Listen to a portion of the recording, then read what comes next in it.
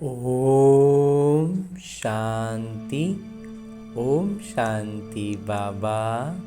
आज 21 मई 2025 है और आज हम अध्ययन करने जा रहे हैं परम पिता परमात्मा के अनमोल मधुर महावाक्यों को, मुरली को। तो ये अमूल्य मुरली मेरे बाबा मुझ आत्मा को देते हैं कि इन विकारी संस्कारों के जाल में जो मैं आत्मा फंसा हुआ हूँ वो इनसे एकदम सटीक तरीके से सहज रीति निकल जाऊं और अपने वास्तविक अनादि संस्कारों से चमकता हुआ सतयुग में पहुंच जाऊं। तो बाबा जब इतना श्रेष्ठ कर्तव्य कर रहे हैं तो हमें उनका मान रखते हुए उनका साथ देना है ना। इस आसुरी संस्कारों के जंजाल से निकलने के लिए सबसे पहला लौकिक काम जो हमें करना है वो है फुर्सत से बैठना है, अपने हाथ में मुरली जरूर लेनी है और खुद से मुरली का अध्ययन करना ही है। और उसके लिए भी चूंकि फुर्सत से बैठेंगे तो अपने इस देहभान से अलग होने का अभ्यास करेंगे और ये अनुभव करेंगे कि मैं आत्मा अपने सूक्ष्म शरीर के साथ इस देहभान से अलग होकर सूक्ष्म शरीर के साथ चलता हूँ। एक क्षण से भी कम समय में मधुबन की धरा पर, उसमें भी खास पांडव भवन के उस हिस्ट्री हॉल में जहां मेरे बाबा साकार रूप में मुरलियां चलाया करते थे। तो बाबा के मुरली की एक ये सबसे बड़ी जादू ये भी है, एक तो वो इतना बड़ा श्रेष्ठ कार्य कर रहे हैं, दूसरा जो तुरंत अनुभव हमें होता है कि जब मुरली बाबा ने कभी और चलाई थी लेकिन ये बाबा का चैतन्य रूप से उनकी उपस्थिति है कि हम अपने मन में अभी उठने वाले संकल्पों का उत्तर इस मुरली में पाते हैं। तो ऐसे परमपिता परमात्मा के सानिध्य में आकर जब हम इस मुरली का अध्ययन करते हैं तो ये अनुभव होता है कि बाबा मेरे सम्मुख बैठे हैं और हम दोनों बैठ बातें कर रहे हैं। तो उनकी उपस्थिति को अनुभव करते ही मुझ आत्मा में पवित्रता, शांति, प्रेम और सुख के प्रकंपनों का संचार तीव्र हो जाता है। वो दृष्टि से मुझ आत्मा में अष्ट शक्तियां और ज्ञान प्रकाश का प्रवाह करते हैं जिससे मैं आत्मा आनंद विभोर हो उठता हूँ। आनंद का एक आवरण बन जाता है जिस आवरण में मैं और मेरे बाबा आमने सामने बैठे हैं, एकदम निकट में बैठे हैं और बातें करते हैं। और तब मेरे बाबा कहते हैं, मीठे बच्चे, तुम आत्माओं का प्यार एक पिता से है। बाबा ने तुम्हें आत्मा से प्यार करना सिखलाया है, शरीर से नहीं। प्रश्न रूप में बाबा आगे कहते हैं, किस पुरुषार्थ में ही माया विघ्न डालती है? माया जीत बनने की युक्ति क्या है? उत्तर बतलाते हैं मेरे बाबा, तुम पुरुषार्थ करते हो कि हम बाबा को याद करके अपने पापों को भस्म करें। तो इस याद में ही माया विघ्न पड़ता है, माया का विघ्न पड़ता है। बाबा उस्ताद तुम्हें माया जीत बनने की युक्ति बताते हैं। तुम उस्ताद को पहचान कर याद करो तो खुशी भी रहेगी, पुरुषार्थ भी करते रहेंगे और सेवा भी खूब करेंगे, माया जीत भी बन जाएंगे। हाँ जी बाबा, गीत है इस पाप की दुनिया से। ओम शांति। रूहानी बच्चों ने गीत सुना, अर्थ समझा? दुनिया में कोई भी अर्थ नहीं समझते, बच्चे समझते हैं। हमारी आत्मा का प्रेम परम पिता परमात्मा के साथ है। आत्मा अपने पिता परम पिता परमात्मा को पुकारती है। प्यार आत्मा में है या शरीर में? अब बाबा सिखलाते हैं, प्यार आत्मा में होना चाहिए, शरीर तो खत्म हो जाना है। प्यार आत्मा में है। अब बाबा समझाते हैं, तुम्हारा प्यार परमात्मा पिता से होना चाहिए, शरीरों से नहीं। आत्मा ही अपने पिता को पुकारती है कि पुण्य आत्माओं की दुनिया में ले चलिए। तुम समझते हो हम पाप आत्मा थे, अब फिर पुण्य आत्मा बन रहे हैं। बाबा तुमको युक्ति से पुण्य आत्मा बना रहे हैं। सारा जंजाल को ना एकागो को हटाते चलेंगे तो नहीं होगा, इसलिए बाबा क्या कहते हैं, युक्ति देते हैं। सीधा वो वहीं का वहीं गोटा खड़ा रह गया और हम इधर निकल आए, ऐसे करना है, युक्ति निकालनी है। बाधा विघ्न वहीं के वहीं और हम साइड से निकल आए संकीर्ण बनकर।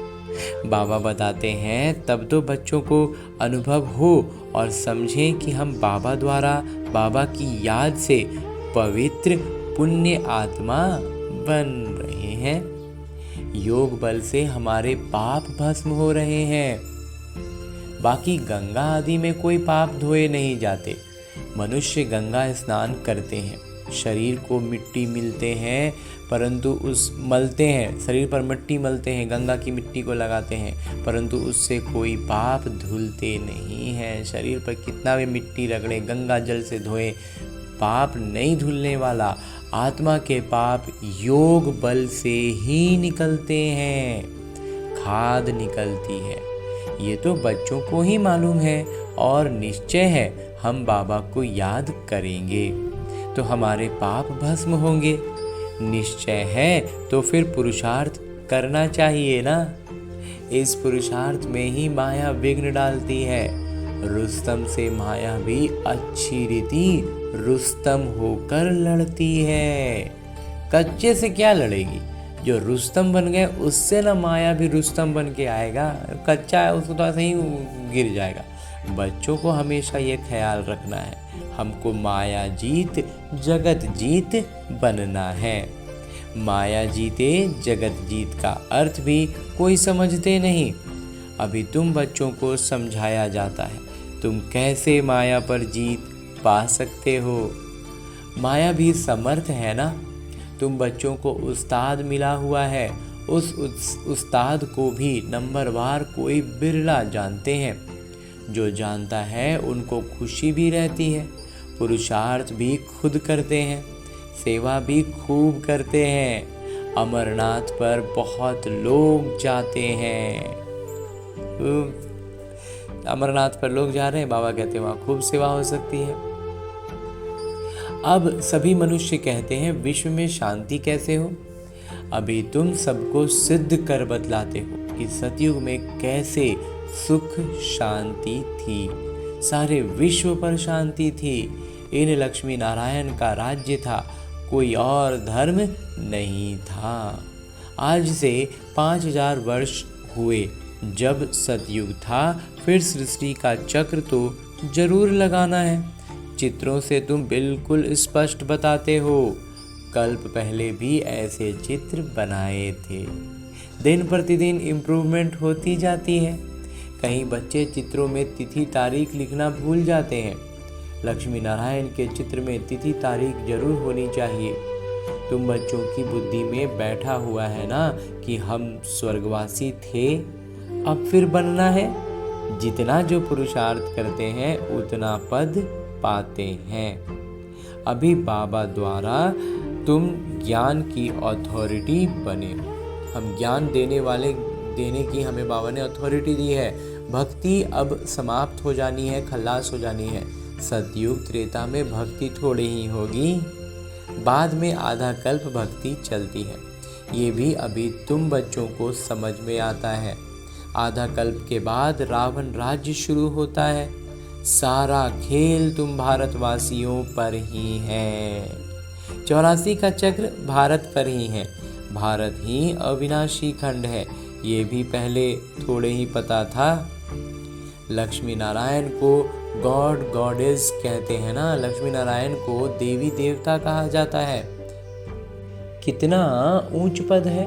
और पढ़ाई कितनी सहज है, पद कितना ऊंचा मिल रहा है और पढ़ाई कितना सहज पता चल रहा है। ये 84 का चक्र पूरा कर फिर हम वापस जाते हैं। 84 का चक्र कहने से बुद्धि ऊपर चली जाती है। अभी तुमको मूल वतन, सूक्ष्म वतन, स्थूल वतन सब याद है। पहले थोड़े ही जानते थे सूक्ष्म वतन क्या होता है। अभी तुम समझते हो वहाँ कैसे मूवी में बातचीत करते हैं। वहाँ आवाज़ तो होगा नहीं, तो सिर्फ इशारों से बात होगी। मूवी बायोस्कोप भी निकला था। शुरू में आवाज़ वाली बायोस्कोप फिल्में नहीं होती थी, सिर्फ इशारों वाली होती थी। तो तुमको समझाने में सहज होता है। साइलेंस, मूवी और फिर टॉकिंग। एकदम पूर्ण शांति, फिर इशारे और फिर भाषा, बोली, बातें। तुम सब जानते हो लक्ष्मी नारायण के राज्य से लेकर अब तक सारा चक्र बुद्धि में है। तुम्हें गृहस्थ व्यवहार में रहते यही होना लगा रहे कि हमको पावन बनना है। कोई भी काम कर रहे हैं, बुद्धि में ये बात रहनी चाहिए कि हमको तो पावन बनना है। बाबा समझाते हैं गृहस्थ व्यवहार में रहते भी इस पुरानी दुनिया से ममत्व मिटा दो। बच्चों आदि को भल संभालो, परंतु बुद्धि बाबा की तरफ हो। कहते हैं ना, हाथों से काम करते बुद्धि बाबा तरफ रहे। बच्चों को खिलाओ, पिलाओ, स्नान कराओ, बुद्धि में बाबा की याद हो। क्योंकि जानते हो आत्मा पर पापों का बहुत बोझ है, इसलिए बुद्धि बाबा की तरफ लगी रहे। पाप का बोझ उतरेगा सिर्फ बाबा की याद से। तो जो अभी लौकिक सामने है वो तो कर रहे हैं, लेकिन बुद्धि जब बाबा से जुड़ी रहेगी तो आगे लगातार हमारा पापों का बोझ कम होता हुआ जाएगा। उस माशूक को बहुत बहुत याद करना है। माशूक पिता तुम सब आत्माओं को कहते हैं मुझे याद करो। ये किरदार भी अब चल रहा है, फिर 5000 वर्ष बाद चलेगा। बाबा कितना सहज युक्ति बताते हैं, कोई तकलीफ नहीं। कोई कहे हम तो ये कर नहीं सकते, हमको बहुत तकलीफ भासती है, याद की यात्रा बहुत मुश्किल है। अरे तुम बाबा को याद नहीं कर सकते हो। याद योग अक्षर बाबा कहते भारी हो जाता है, याद करो ना। बाबा को याद नहीं कर सकते हो। बाबा को थोड़े ही भूलना चाहिए, अपने पिता को कोई भूलता है क्या? तो पिता को तो अच्छी रीति याद करना है, तब विकर्म विनाश होंगे और तुम एवर हेल्दी बनेंगे, सर्वदा स्वस्थ हो जाएंगे। नहीं तो बनेंगे नहीं। तुमको राय बहुत अच्छी एक टिक मिलती है। बाबा कहते हैं एक टिक हो गया कि राय बहुत अच्छी मिल गई।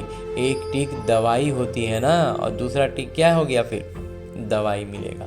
हम गारंटी करते हैं इस योग बल से तुम 21 जन्मों के लिए कभी रोगी नहीं बनेंगे। सिर्फ बाबा को याद करो। कितनी सहज युक्ति है।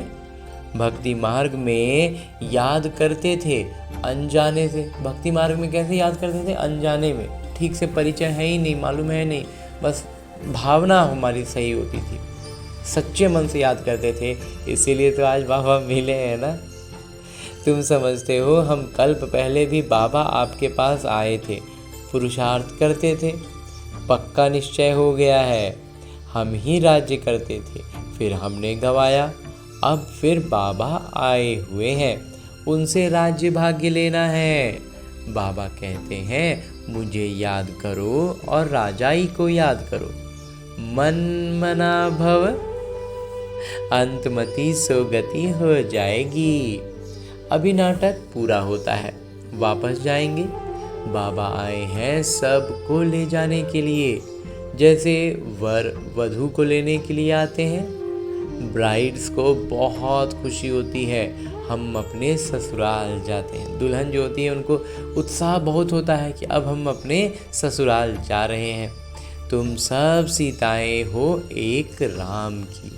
राम ही तुमको रावण की जेल से छुड़ा कर ले जाते हैं। मुक्ति दाता एक ही है, रावण राज्य से मुक्त करते हैं। कहते भी हैं ये रावण राज्य है। परंतु यथार्थ रीति समझते नहीं। अनजाने में सब कुछ बोलने को बोल रहे हैं, लेकिन समझते कुछ भी नहीं हैं। अभी बच्चों को समझाया जाता है, औरों को समझाने के लिए बहुत अच्छी अच्छी बिंदुएं दी जाती हैं। बाबा ने समझाया, ये लिख दो कि विश्व में शांति कल्प पहले मुआफिक बाबा परमपिता परमात्मा स्थापन कर रहे हैं। ब्रह्मा द्वारा स्थापना हो रही है। विष्णु का राज्य था तो विश्व में शांति थी ना। विष्णु सो लक्ष्मी नारायण थे, ये भी कोई समझते थोड़े ही हैं। विष्णु और लक्ष्मी नारायण और राधे कृष्ण को अलग अलग समझते हैं। अभी तुमने समझा है, स्वदर्शन चक्रधारी भी तुम हो। शिव बाबा आकर सृष्टि चक्र का ज्ञान देते हैं। उन द्वारा अभी हम मास्टर ज्ञान सागर बने हैं। तुम ज्ञान नदियां हो ना। ये तो बच्चों के ही नाम है। भक्ति मार्ग में मनुष्य कितने स्नान करते हैं, कितना भटकते हैं, बहुत दान पुण्य आदि करते हैं। साहूकार लोग तो बहुत दान करते हैं, सोना भी दान करते हैं। तुम अभी समझते हो हम कितना भटकते थे। अब हम कोई हठ योगी तो है नहीं, हम तो हैं राजयोगी। पवित्र गृहस्थ आश्रम के थे, फिर रावण राज्य में अपवित्र बने हैं। नाटक अनुसार बाबा फिर गृहस्थ धर्म बना रहे हैं। बाबा फिर से गृहस्थ धर्म बना रहे हैं और कोई बना न सके। अभी कहने को तो गृहस्थ कहते हैं, लेकिन ना वो आश्रम है ना धर्म है, बस विकार है। मनुष्य तुमको कहते हैं कि तुम सब पवित्र बनोगे तो दुनिया कैसे चलेगी। बोलो, इतने सब सन्यासी पवित्र रहते हैं, फिर दुनिया कोई बंद हो गई है क्या। इसके लिए और भी बहुत सारी युक्तियां इस ब्रह्मा कुमार के मंथन में आई हैं। अरे सृष्टि इतनी बढ़ गई है, खाने के लिए अनाज भी नहीं है, और सृष्टि फिर क्या बढ़ाएंगे और कितना बढ़ाना है। अभी तुम बच्चे समझते हो, बाबा हमारे सम्मुख हाजिर नाजिर हैं, परंतु इन आँखों से नहीं देख सकते। इन लौकिक आँखों की एक सीमा है, उससे आगे तो ये देख नहीं सकता। बुद्धि से जानते हैं। बाबा हम आत्माओं को पढ़ाते हैं, हाजिर नाजिर हैं, एकदम सम्मुख बैठ पढ़ा रहे हैं मेरे बाबा। तो जो विश्व शांति की बातें करते हैं, उन्हें तुम बताओ कि विश्व में शांति तो बाबा करा रहे हैं। उसके लिए ही पुरानी दुनिया का विनाश सामने खड़ा है।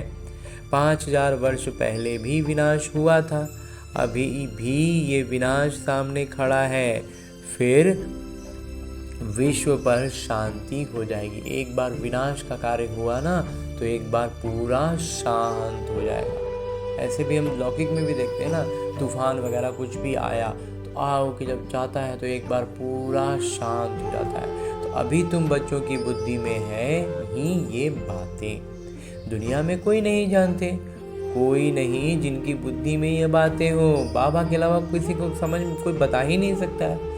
तो तुम जानते हो, सतयुग में सारे विश्व पर शांति थी। एक भारत खंड के सिवाय दूसरा कोई खंड नहीं था। पीछे और खंड हुए, फिर धीरे धीरे और भी खंड बनते गए। अभी कितने खंड हैं। अभी इस खेल का भी अंत है। कहते भी हैं भगवान जरूर होगा, परंतु भगवान कौन और किस रूप में आते हैं ये नहीं जानते। श्री कृष्ण तो हो न सके, ना कोई प्रेरणा से व शक्ति से काम करा सकते हैं। बाबा तो मोस्ट बिलीव्ड है, परम प्रिय है, उनसे वर्षा मिलता है। बाबा भगवान पिता है ना, तो उनसे वर्षा मिलता है। बाबा ही स्वर्ग स्थापन करते हैं, तो फिर जरूर पुरानी दुनिया का विनाश भी वही कराएंगे। तुम जानते हो सतयुग में ये लक्ष्मी नारायण थे, अब फिर खुद पुरुषार्थ से ये बन रहे हैं। नशा रहना चाहिए ना। भारत में राज्य करते थे, शिव बाबा राज्य देकर गए थे। ऐसे नहीं कहेंगे शिव बाबा राज्य करके गए थे, नहीं, भारत को राज्य देकर गए थे। लक्ष्मी नारायण राज्य करते थे ना, फिर बाबा राज्य देने आए हैं। कहते हैं मीठे मीठे बच्चे, तुम मुझे याद करो और चक्र को याद करो। तुमने ही 84 जन्म लिए हैं। कम पुरुषार्थ करते हैं तो समझो इसने कम भक्ति की है। जिसने जितनी कम भक्ति की है ना, उसको पद उतना कम मिलेगा। क्यों? क्योंकि उसको ज्ञान ज़्यादा, उतना ही कम समझ में आएगा। ज़्यादा भक्ति करने वाले पुरुषार्थ भी ज़्यादा करेंगे। जितना भक्ति में सच्चाई रही ना, उतना ज़्यादा ज्ञान में गहराई होगी। कितना स्पष्ट कर समझाते हैं, परंतु जब बुद्धि में बैठे, जब बात बुद्धि में बैठेगी तब इतना महीन, ये सब महीन बात भी समझ में आएगा। तुम्हारा काम है पुरुषार्थ कराना। कम भक्ति की होगी तो योग लगेगा नहीं। शिव बाबा की याद बुद्धि में ठहरेगी नहीं। कभी भी पुरुषार्थ में ठंडा नहीं होना चाहिए। माया को पहलवान देख हार्ट फेल नहीं होना चाहिए। अबे माया तो बड़ा बड़ा रूप ले लेके, तरह तरह का रूप लेके आएगा, तो सबको देख करके दिल शिकस्त नहीं होना है। बाबा कहते हैं हार्ट फेल नहीं हो जाए। माया के तूफान तो बहुत आएंगे, ये भी बच्चों को समझाया है। आत्मा ही सब कुछ करती है, शरीर तो खत्म हो जाएगा। आत्मा निकल गई, शरीर मिट्टी हो गया, वो फिर मिलने का तो है नहीं। शरीर क्या मिलेगा फिर? उनको याद कर रोने आदि से फायदा ही क्या? वही चीज फिर मिलेगी क्या? आत्मा ने तो जाकर दूसरा शरीर लिया। अभी तुम कितनी ऊंच कमाई करते हो? तुम्हारा ही जमा होता है, बाकी सबका ना हो जाएगा। बाकी हमने जो ज्ञान से बाबा ने बतला दिया, उस रीति से जो जमा कर रहे हैं वही जमा होगा। बाकी सबका बाबा कहते हैं समाप्त हो जाएगा, खत्म हो जाएगा। बाबा भोले व्यापारी हैं, तब तो तुमको मुट्ठी चावल के बदले 21 जन्मों के लिए महल दे देते हैं। कितना ब्याज देते हैं? तुमको जितना चाहिए भविष्य के लिए जमा करो, परंतु ऐसे नहीं अंत में आकर कहेंगे जमा करो, तो उस समय लेकर क्या करेंगे? एकदम अंतिम मोमेंट में बाबा कहते हैं फिर क्या करेंगे? अनाड़ी व्यापारी थोड़े ही हैं, काम में आवे नहीं और ब्याज भर कर देना पड़े, ऐसे का लेंगे थोड़े ही। अभी जो हम बाबा पर समर्पित करते हैं, यज्ञ में जुड़ते हैं, यज्ञ में जोड़ते हैं, तो बाबा कहते हैं वो काम में आता है। तो जो काम में आएगा तो उसका बाबा ब्याज दे देते हैं, पदम गुना। तो काम में आया तो बाबा ने ब्याज दे दिया। अब जो काम में ही नहीं आएगा, बाबा कहते हैं एकदम अंतिम में जब सब कुछ आँख से दिख रहा है तो सोच रहे हैं कि जाके डाल दे, तो बाबा लेंगे ही नहीं, थोड़ी ही लेंगे, क्योंकि बाबा लेंगे तो फिर बाबा देंगे, तो इसलिए बाबा कहते हैं हम लेंगे ही नहीं। तुमको मुट्ठी चावल के बदले 21 जन्मों के लिए महल मिल जाते हैं। कितना ब्याज मिलता है? बाबा कहते हैं नंबर 1 भोला तो मैं हूँ। देखो तुमको विश्व की बादशाही देता हूँ, सिर्फ तुम हमारे बनकर सेवा करो। भोलानाथ हैं तब तो उनको सब याद करते हैं। अब तुम हो ज्ञान मार्ग में, अब बाबा की श्रीमत पर चलो और बादशाही लो। कहते भी हैं बाबा हम आए हैं राजाई लेने, सो भी सूर्यवंशी में। अच्छा तुम्हारा मुख मीठा हो। बाबा कहते हैं अच्छा आए हो सूर्यवंशी बनने, आओ, अच्छी बात है, खुशी की बात है। अच्छा मीठे मीठे सिगिल दे बच्चों प्रति माता पिता बाबा का याद प्यार और आशीर्वाद। रूहानी बाबा की रूहानी बच्चों को नमस्ते। हम रूहानी बच्चों की ओर से रूहानी माता पिता को याद प्यार और प्रणाम। धन्यवाद बाबा, धन्यवाद। मुरली के लिए भी धन्यवाद और इस अनूठे अलौकिक ब्राह्मण जीवन के लिए भी बहुत बहुत बहुत धन्यवाद बाबा, बहुत धन्यवाद। आगे आज की मुरली से लिए गए वो प्रमुख बिंदु हैं जिन्हें हमें अपने ब्राह्मण जीवन में धारण करने हैं। और ब्राह्मण सो फरिश्ता, फरिश्ता सो देवता बन जाना है। तो उसके लिए जो सबसे पहली बिंदु है वो है श्रीमत पर चल, बादशाही लेनी है। चावल मुट्ठी दे, 21 जन्मों के लिए महल ले लेने हैं। भविष्य के लिए कमाई जमा करनी है। यज्ञ में जो भी देंगे उन सब कमाई जमा होता जाएगा। गृहस्थ व्यवहार में रहते, दूसरा बिंदु है कि गृहस्थ व्यवहार में रहते इस पुरानी दुनिया से ममत्व मिटाकर पूरा पावन बनना है। सब कुछ करते बुद्धि बाबा की तरफ लगी रहे। बाबा कहते सब कुछ करते हुए भी ना बुद्धि जो है बाबा में लगी रहे। हाँ जी बाबा।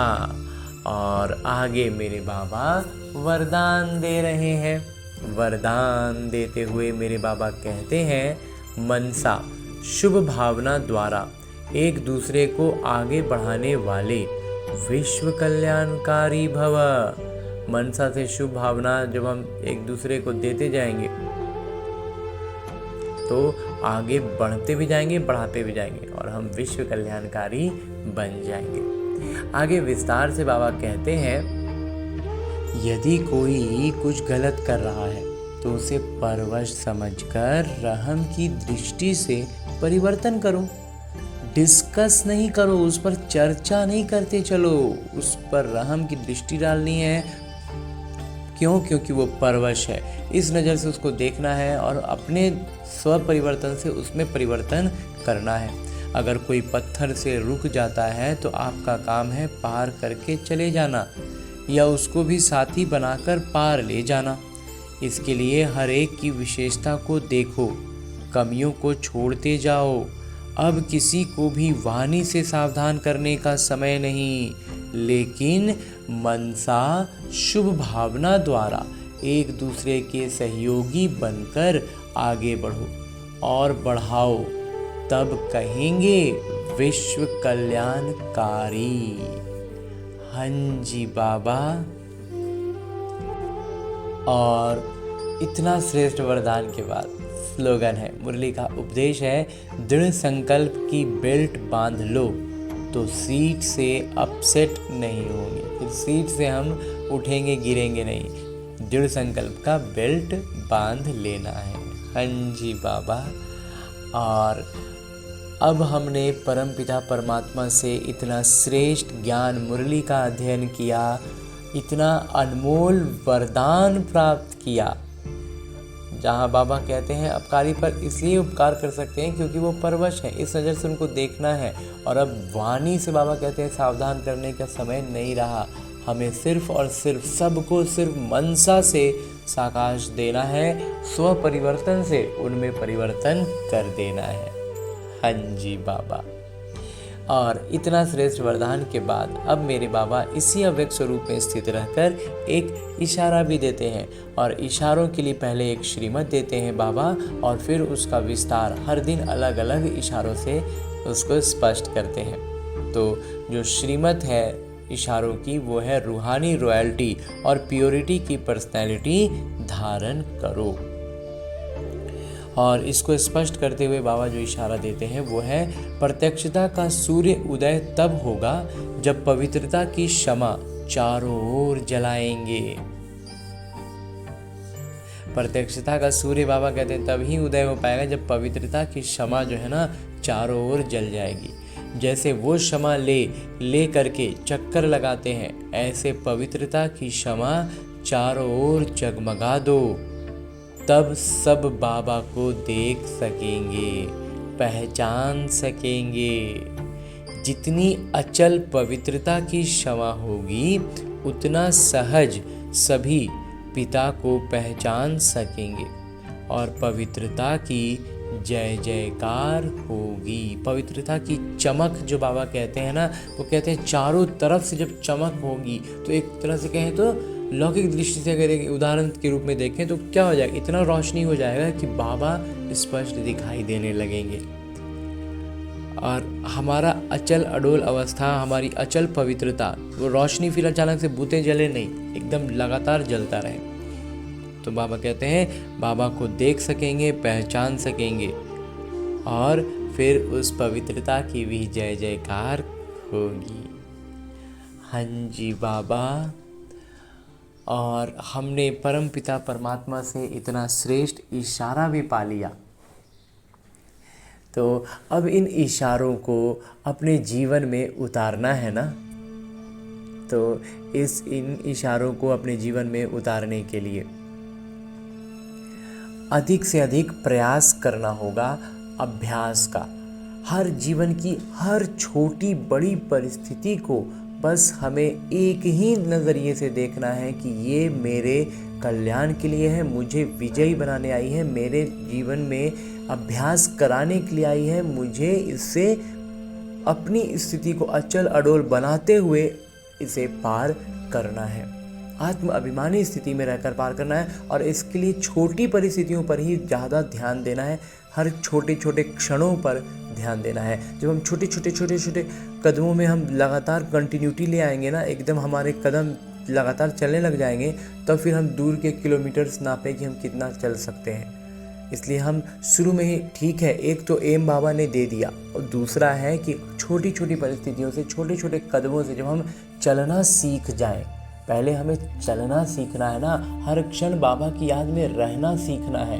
हम शुरुआत करते हैं, जैसे भोजन में बाबा ने कहा था ना, एक बार मुरली में बाबा ने कहा था, जो इस ब्रह्मा कुमार को बिल्कुल बात मिल गई थी, कि भोजन की शुरुआत में अच्छे से बाबा को याद करते हैं, बाबा को सम्मुख बिठाते हैं, साथ में बैठ के भोजन शुरू करते हैं। और कब हमारी याद से बाबा का छूट जाता है हाथ और हम लौकिक दुनिया की बातों में, लौकिक दुनिया में, रीति में आ जाते हैं, ध्यान ही नहीं रहता था। तो बाबा ने कहा कि शुरुआत तो करते हो और फिर भूल जाते हो।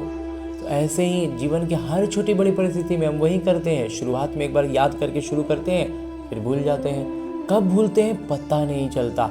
बस अब हमें उसी क्षण को पकड़ के रखना है कि इस क्षण बाबा छूटने लगे, हम उस क्षण को पकड़ लेंगे और फिर लगातार हम बाबा की याद में रह सकेंगे। तो ऐसे छोटे छोटी आदतों से, छोटे छोटे अभ्यासों से हमारा अभ्यास सुदृढ़ होता जाएगा। तो ये करने के लिए करना क्या होगा, हमें लौटना होगा अपने इस लौकिक किरदार में, ताकि परिस्थितियों के रूप में हम अभ्यास को अपना बढ़ा सकें। तो ढेर सारी शुभभावना और शुभकामनाओं से भरपूर होकर लौटते हैं अपने इस किरदार में, अपने इस स्थूल शरीर में। अच्छा, ओम शांति।